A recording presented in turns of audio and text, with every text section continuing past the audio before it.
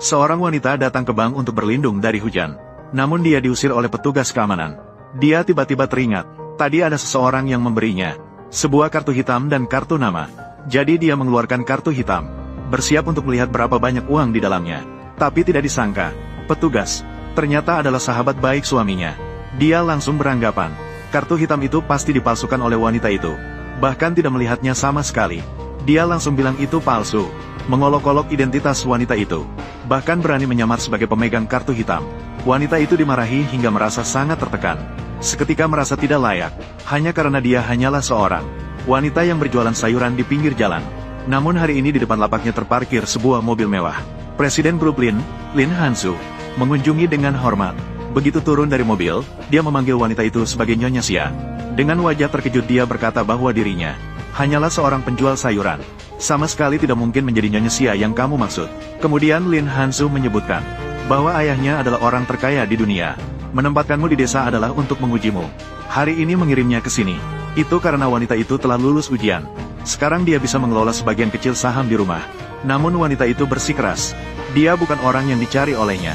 Lin Han-su melihat situasi itu, mengeluarkan kartu hitam.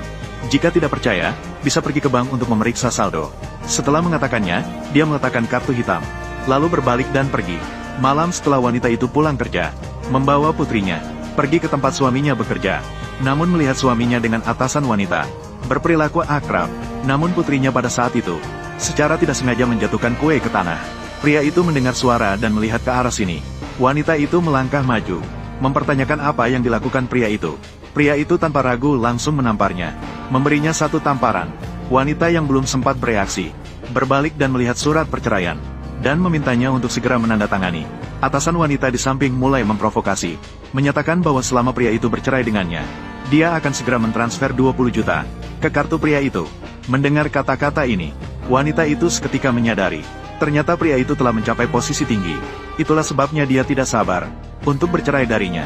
Pria itu mengatakan setelah perceraian, wanita itu akan pergi tanpa apa-apa. Setelah mengatakannya, dia memberikan surat perceraian kepada wanita itu. Wanita pada saat itu benar-benar melihat wajah asli pria brengsek itu.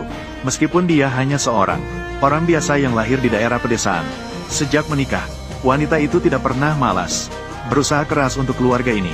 Namun pada akhirnya, semua usaha sia-sia. Dan dia bahkan diusir oleh pria brengsek itu.